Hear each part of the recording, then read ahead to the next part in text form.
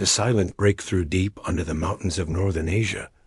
Inside a secret underground facility, a group of humans stood in front of a strange-looking machine. It was silent, glowing with a soft blue light. Wires ran across the walls. Screens showed strange calculations. Everyone in the room held their breath. They were about to change everything. Dr. Lena Moore, the lead scientist, looked at the countdown. 10 seconds. She whispered. Next to her, Commander Raj watched closely. He wasn't a scientist, but he knew this moment would be remembered forever if they survived it. Across the galaxy, nobody knew what was happening on Earth. The Galactic Council, made of powerful alien civilizations, believed humans were still behind in technology. They had watched Earth for decades, secretly, through hidden satellites. To them, humans were smart, but wild, brave, but chaotic, dangerous, but they were wrong. 3, 2, 1. The machine lit up. A strange humming filled this room. On the screen, energy levels spiked but stable. The device didn't explode. It worked. They had just created the first human-built FTL drive. Faster than light travel. Something only a few ancient alien races had mastered. Something they swore to never let younger species have. Everyone in the lab stayed quiet. Then the room exploded in cheers and claps. Dr. Lena sat down slowly, her hands shaking. "Did it?" she said softly. Outside the lab, the stars didn't change. The moon still circled Earth, but something deep in the galaxy had felt the shift. Across thousands of light years, hidden beacons placed by the Council picked up strange signals. One of them started blinking red dot in a faraway part of the galaxy. A large station floated among asteroid rings. Inside, the Galactic Council gathered for an emergency session. For the first time in years, the panic was real. "They did what?" shouted Chancellor Kren of the Evor Empire, slamming his hand on the table. "A human-built FTL drive," another council member repeated. "Signal confirms the jump. Small scale, but real." "That's impossible. Humans are primitive." "They still use combustion engines." "Not anymore." The room went silent. Chairperson Grohl, an old wise being from the Kaleri species, spoke slowly. "This changes everything. The Council had always believed FTL should be controlled. If a young race discovered it too early, it could start wars, colonize planets, or break the balance of power. And now, humans, a species with no Council permission, no allies, and no supervision, had done it in secret. Some members demanded action. Others warned against war. But one thing was clear. The humans had to be watched. Meanwhile, on Earth, the team tested the FTL drive again. A small probe disappeared, then reappeared 5 light minutes away in just seconds. The team recorded everything. "We have to inform the world," said Dr. Lena. "No," Raj said, "not yet. The Council may already know. If they think we're a threat," she nodded, "we stay quiet, for now." But staying quiet wouldn't help. The Council had already sent a scout. A small, invisible alien ship entered Earth's orbit. Inside was Vorik, a spy from the peaceful Zalari species. He had studied humans for years, and he admired them. Their courage, their creativity, their stubbornness. Now he was sent to confirm if the signal was real. He watched from space. Zoomed in on the mountain lab. The heat signature was clear. The humans had done it. No mistake. "They're ready," he whispered. He sent the message back to the Council. On Earth, Lena and Raj stood outside the lab that night, looking at the stars. "Do you think they'll come?" she asked. "They're probably already watching," he replied. She smiled sadly. "Then we better be ready." Above them, Vorik's ship floated silently, listening. "They don't know," he said to himself. They have no idea what they've just started. The stars blinked, unaware. But the galaxy was about to change forever. Asterisk in the dark halls of the Galactic Council's high chamber, hundreds of alien leaders gathered. Some had scales, others fur. Some looked like machines, but all of them looked nervous. The council hadn't called a full emergency in over 1,000 years. A glowing map of the galaxy hovered in the center of the room. One small blue dot blinked slowly. Earth. They've confirmed it, said a tall, insect-like alien. The humans have built a functioning FTL drive. Shouts filled the chamber.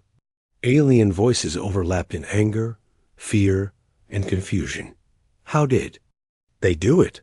Who gave them access to that technology? They must have stolen it. But Chairperson Grohl raised one hand, and silence returned. Let us not panic yet, Grohl said in a deep, calm voice. We must understand how this happened. Earth was not expected to reach FTL levels for another 200 cycles. They moved too fast, hissed General Dekel of the Rother Empire. That species is dangerous. They fight among themselves, destroy their own world, and now they bend light to their will. But they didn't ask for war, said a soft voice. It was Vorik, the scout who had observed Earth. The room turned toward him. I watched them. I saw their test. They did it alone. No outside help.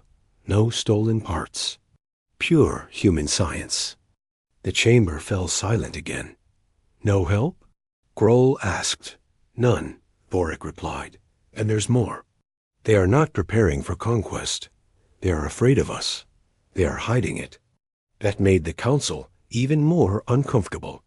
A species smart enough to hide power was dangerous indeed. General Dekel stood. Then we should strike now. Destroy their labs. Remove the threat before they spread it. Several alien empires agreed. No. Vorik shouted suddenly. You don't understand them. If you attack, they will fight. And when they fight, they do not stop. Some laughed. They are small. They are few. They are human, Vorik said. That's exactly why you should be careful. Far away, on Earth, humans continued to run quiet tests. The FTL probe had traveled to Neptune and returned in minutes. Dr. Lena and Commander Raj watched the data scroll across their screens. Still stable, Lena said. No damage. Perfect field integrity. Raj didn't smile. They're watching. I can feel it. She nodded. We can't keep this hidden forever. Above Earth, Vorik's ship still floated, cloaked. But he wasn't sending any more updates to the Council. He had seen something that made him pause. Humans didn't just build an FTL drive. They were improving it. No one else learns this fast, he whispered. Not even the elders. Back in the council chamber, pressure was rising. We must vote, Grohl said. Either open communication with Earth, or prepare a strike. The vote was split. Some feared humanity. Some wanted peace. Some just wanted to control what they couldn't understand. Then came the message dot. It wasn't from Vorik. It was from Earth. A simple broadcast, sent across the stars in every common galactic language. This is Earth. We greet you in peace. We know you have seen our breakthrough. We wish for dialogue, not war. FTL is not our weapon. It is our future. The message shocked the council. No threats, someone said. No demands. They're asking to talk? Grohl leaned back in his seat. Maybe they are different. But General de Shiel was already preparing fleets. They are bluffing. That message is just cover. I say we test their courage. Elsewhere, Vorik made a quiet decision. He turned off his ship's invisibility and sent a signal down to Earth. In the human lab, an alert flashed on the main screen. Unidentified object. Above Earth, said one technician. Show me, Raj ordered. A small ship appeared on the screen. No weapons powered. Just a signal. I come in peace. My name is Vorik. I represent the Zilari. I want to talk. Lena stared at the message. An alien? They know, Raj said outside. The stars seemed closer than ever. Inside the council, one truth became clear. Humans had already joined the galactic game, and nothing would ever be the same again. Asterisk. The message from space echoed through every secret command center on Earth. I come in peace. My name is Vorik. I represent the Zilari. I want to talk. No one on Earth expected an alien to speak so clearly or so politely. Commander Raj stared at the screen. For a long moment, he didn't speak. Then he turned to Dr. Lena. We knew this day would come, he said. Lena nodded slowly. Just not this soon. Back in orbit, Vorik's small ship hovered silently. He made no move to attack. No tricks.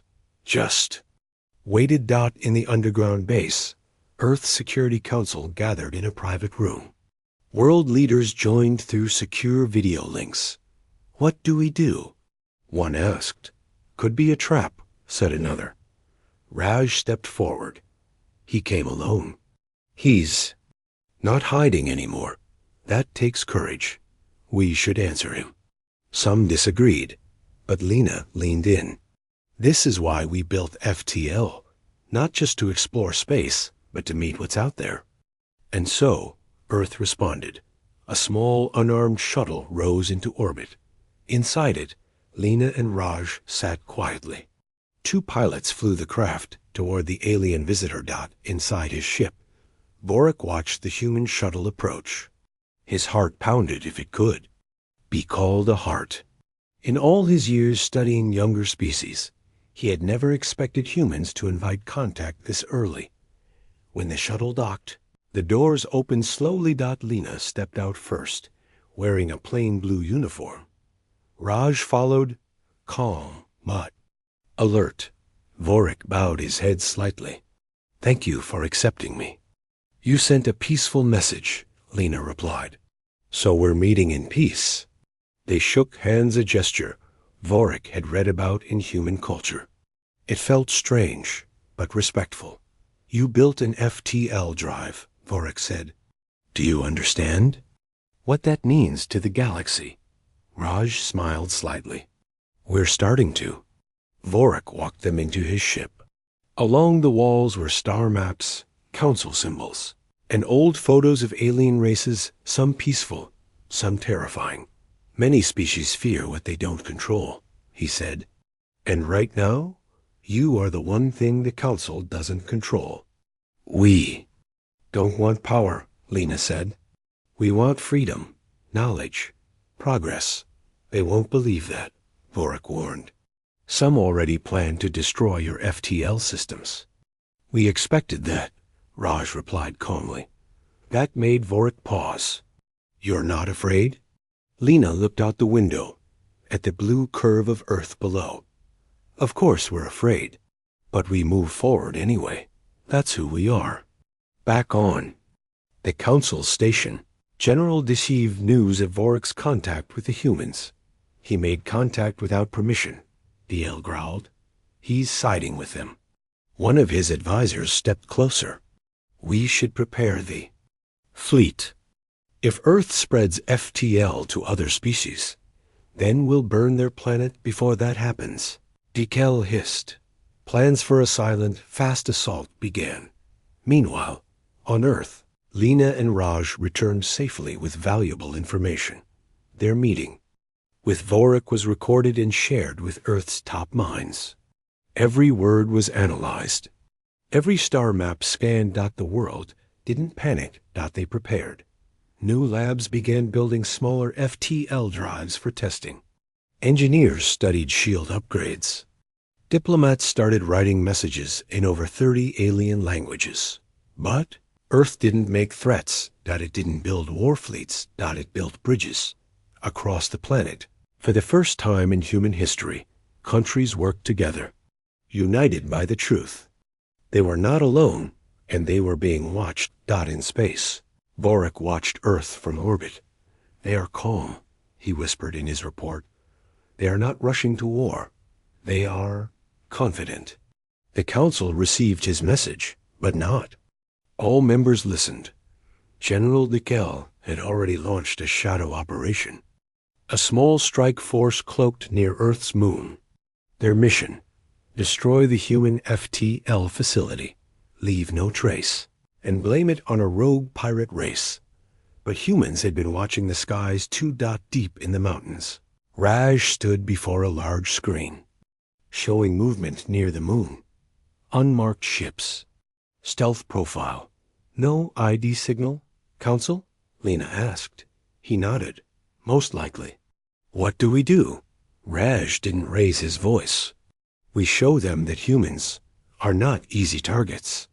At Earth's secret orbital station, still hidden from the galaxy, 3 human ships powered up.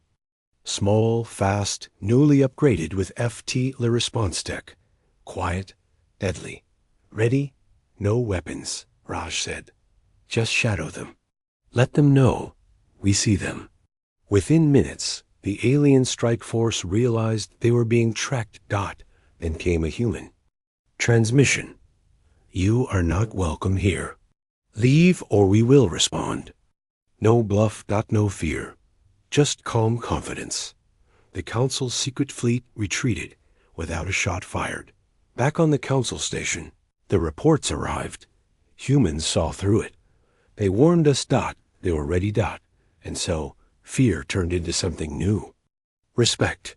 For the first time, even the enemies of Earth said the same words. The humans are not to be underestimated. Asterisk in the black silence of deep space. Something massive moved. It wasn't one ship. It was many. A full Council war fleet, over 100 vessels, each armed with plasma lances, gravity torpedoes, and shielding that could stop a starflare. Their mission: contain Earth. Officially, they were sent for observation. Unofficially, General Deschiel had one goal: show humanity its place. Inside the lead ship, Dekel stood tall, his armor humming with power. His voice echoed through the command bridge. We gave them time. We gave them a chance. They chose pride. Now we show them who controls the stars. The fleet jumped from hyperspace near Saturn, cloaked by Council tech. But Earth was already watching. In the underground command center, Raj stared at a 3D model on the screen. Saturn orbit just distorted. Gravitational echo detected. Doctor. Lena stepped forward. That's a jump signature. Big, very big. Raj gave a small nod. It's them. The Earth Council didn't panic. They didn't scramble fighter jets or fire missiles. Instead, Raj turned to the operations officer. Activate protocol Aurora. The officer blinked. Sir, are you sure? Yes. Let them see what we've built. Far above Earth's orbit, space shimmered. For years, humans had been working on something hidden, something the galaxy never saw coming. A massive, sleek spacecraft emerged from the shadows. Black as night, silent as death. The Icarus. Earth's first FTL-capable warship. No crew panic. No loud broadcasts. The Icarus just floated out, silent, majestic. General Dekel's fleet saw it immediately. One ship? One of his officers laughed. They're mocking us. But then the Icarus moved. In 1 second. It vanished. In the next. It reappeared directly behind Kel's flagship. Alarms blared. How did it? Another flash. The Icarus circled the entire Council fleet in seconds. Then stopped. No. Weapons fired. Just one message. You are surrounded. The Council ships froze. How is that possible? Gal barked. They're bending local space. Faster than our sensors can track, one officer said, pale with fear. Sir? They've surpassed us. Inside the Icarus, Commander Raj stood on the bridge, hands behind his back. No smile. No anger. Just calm power.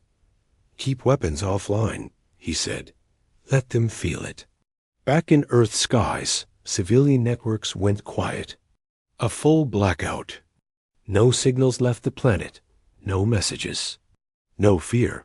The humans had gone silent, and the galaxy had learned to fear that silence. Kel finally sent a message. Earth Command.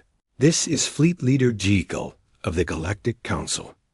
We are requesting clarification on your intentions. Raj replied, This is Earth. Your presence in our solar system is unauthorized. You will now return to Council space. No damage will come to your ships. This is not a threat. It's a boundary. Gal's fists tightened. You dare command us? But even his officers were now watching the Icarus with fear. We can't win this, one whispered. Not without starting something worse. Gal said nothing. And then the Icarus vanished again. Gone. No trace. No signal. Just silence. They. Council fleet turned, and slowly began its return jump. Earth never fired a single shot.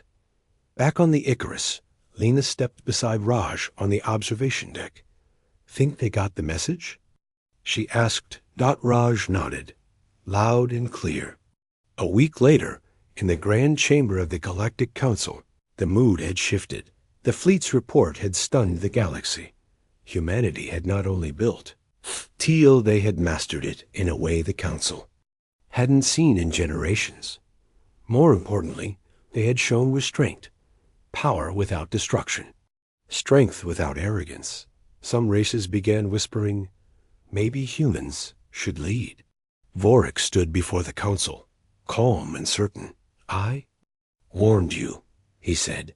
You feared their fire. You should have feared their silence. The Council sat in uneasy quiet. They had one ship, Grohl said softly. Yes, Vorik replied. And they only needed one.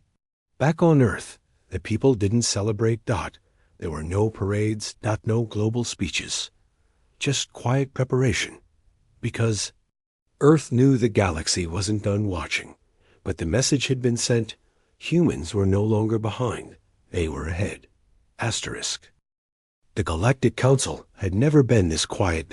No shouting. No panic. Just silence and fear. Not fear of death, but something worse. Changed. The humans had shown them something ancient races had forgotten. The courage to advance. The strength to rise and the wisdom to do both without asking permission. General Dekel sat in the shadows of the chamber, humiliated. His fleet had returned unharmed, but defeated. They had been outmaneuvered by one human ship. At the center of the Council, Chairperson Grohl called for order. We face a decision, Grohl said calmly. One species has broken the ancient wall. Earth has mastered FTL. They've shown strength. They've shown control. Now we must decide. He paused. Do we isolate them, or do we follow them? Murmurs spread through the room. Some species had already begun secret contact with Earth, hoping for alliances, trade, or access to their new tech. Others, like Gilles Rother Empire, whispered of war, revenge, and sabotage. But then came the message. It came not as a threat, not through a hacked channel, not hidden.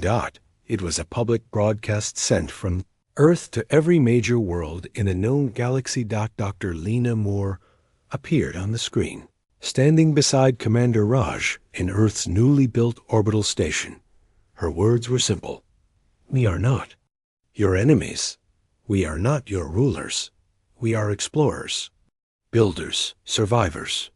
We discovered FTL without your help. And we offer this knowledge, not control. Partnership, not conquest. The room leaned in. Any species who wishes to learn, who seeks peaceful advancement, will be welcomed. Earth is open. But we will not kneel. We will not obey. And we will not forget those who sent ships to our skies without consent. Her message ended with just 3 words. The future begins now. The council chamber erupted not in anger, but confusion. They're inviting everyone?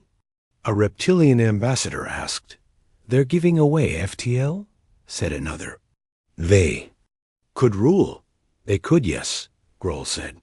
But they're choosing not to. General DeKells stood, slamming his fist against the wall. They are spreading chaos. The galaxy is balanced because we control power. If they hand out FTL like candy, there will be war. No, said a soft voice. It was Vorik stepping into the circle. There will be choice. For the first time, every species will have a say in its future. Back on Earth, the human response was calm but calculated. Across nations, human engineers built embassies on space stations. Scientists prepared universal data packets for FTL theory, but they weren't reckless. Each race who reached out was tested first, not for intelligence, but for intent. One by one, species across the stars began contacting Earth, not with threats, but with requests. Teach us, show us, help us. And Earth said yes, but with eyes wide open. Meanwhile, deep inside the Council's restricted zone, a secret meeting took place. Biel and several militant leaders discussed Earth's rise. They embarrass us with peace. One of them growled. They act like gods without firing a shot, said another. We must break them. But even in that dark room, one admiral spoke out. They defeated our fleet without killing a soul. He paused. Maybe they already have. On Earth, Lena stood before a window in orbit, watching a new ship being built. It wasn't a warship. It was a library. A floating knowledge station. The first human-constructed deep space archive open. To all peaceful species. Raj joined her. You think they'll come? He asked. She smiled. They're already lining up. Reports came in daily now. Small ships from minor races arriving at the edge of Earth space. Some frightened. Some hopeful. All curious. Raj watched a new message appear on the screen from a distant world called Arlon. It read, We have lived in fear of the Council for 1,000 years. But today, for the first time, we have hope. Thank you, Earth. Lena whispered. That's why we built FTL. Not for war, not for escape, for this. In the stars above, Earth's voice now echoed. Louder than any empire. They had no throne, no empire, no dominion, but they had a choice, and they were giving that choice to the galaxy. Asterisk, the stars shimmered like silent witnesses as the final meeting began. Inside the grand chamber of the Galactic Council, over 300 species had gathered ambassadors. Generals, scientists, and leaders, but every voice was quiet. No one spoke above a whisper, because the center of the room was empty, waiting for a single figure. And then she entered. Commander Amina Reyes of Earth walked in, dressed not in armor, but in simple black. Behind her, the holographic projection of the FTL engine floated, spinning slowly like a living heart made of light and logic. Everyone stared, some in fear, some in awe. The engine, Amina began, her voice steady, was not built for war. Several delegates shifted uncomfortably. It was built, she continued, because humans dream of more than power. We dream of reaching the unknown, of exploring the darkness, not with weapons, but with curiosity. An old, gray-skinned ambassador of the Rosari Alliance raised a trembling hand. Then why? Why test it near the edge of Council territory? Why hide it? Amina didn't hesitate, because we knew you would panic. Just like you did? A long silence followed. No one could deny it. When Earth's FTL signal had burst across the stars, they hadn't tried to contact Earth. They had armed their fleets, sent spies, prepared weapons, and Earth had seen it all.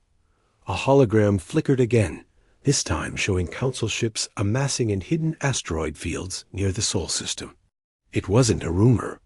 Earth had proof. We didn't come here to fight. Amina said, But we won't bow to fear either. Some council members tried to speak. Others whispered nervously. But then, something unexpected happened. The lights dimmed. Another signal was detected. Another FTL jump, but not from Earth.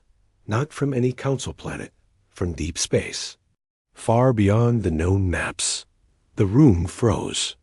Then the transmission played. Screen lit up. A face appeared, not human, not council. Its skin was crystal blue, eyes like moving liquid. "We are the Rule Khan," the voice said. "We saw your engine light up the dark. We have waited for such a signal." The being smiled. "Finally," it said, "another species has awakened." Shock turned into gasps. The council, who thought they ruled the stars, had just been ignored. Another race, older, unknown, was answering humanity's call, not theirs. Amina Reyes stepped forward, but this time her tone was calm, confident. "We built the engine for exploration. But maybe the galaxy was waiting for us too." Silence again, but this time it felt different, heavier. The council realized they were no longer the center of the galaxy. Not after this. And humanity? They were no longer just newcomers. They were the echo that changed everything. Asterisk.